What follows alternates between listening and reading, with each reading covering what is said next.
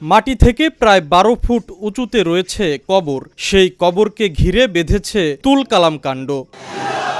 স্থানীয়রা জানান, রাজবাড়ীর গোয়ালন্দ পৌরসভার ৫ নম্বর ওয়ার্ডের নুরুল হক ওরফে নুরাল পাগল বহু বছর আগে নিজ বাড়িতে গড়ে তোলেন দরবার শরীফ। ৮০ দশকের শেষের দিকে নিজেকে ইমাম মাহদি দাবি করে আলোচনায় আসেন তিনি। সারা দেশে গড়ে ওঠে তার ভক্তানুরাগী।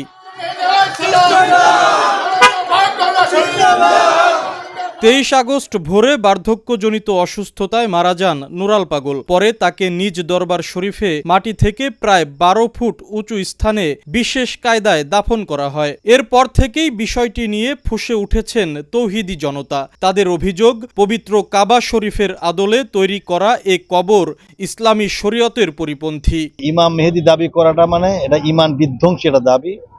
এটা জাতির জন্য, মুসলমানের জন্য খুবই একটা মর্মান্তিক, অর্থাৎ এর দ্বারা হাজার হাজার মুসলমান বেঈমান হয়ে যাবে। এই ফাঁদে পা না দেয় এবং এই বিভ্রান্তিতে না পড়ে, ঈমান হারা হয়ে না যায়, এটাই আমাদের মূল দাবি।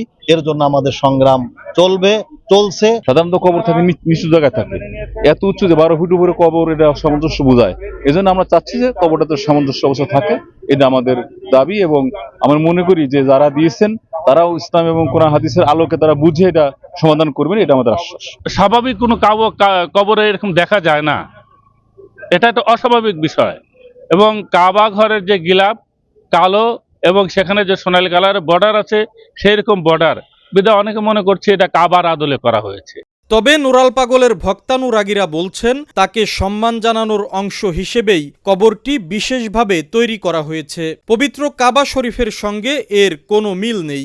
একটা পাশে ১০ ফিট, একটা পাশে ১২ ফিট, চতুর্পাশে ইট দিয়ে বাউন্ডারি করে মাটি দিয়ে সেটাকে তার উপরে কবর দেওয়া হয়েছে। এটাকে কাবা ঘরের তো প্রশ্নই ওঠে না, কাবার কোনো চিহ্ন এখানে নেই, এটা সম্পূর্ণ একটা ফেক। এটাকে বলে আমি মনে করি আমাদের পবিত্র যে কাবা ঘর, মুসলিমদের যে আত্মা, যে অন্তর, সেটাকে বলে এটা আঘাত করা হয়।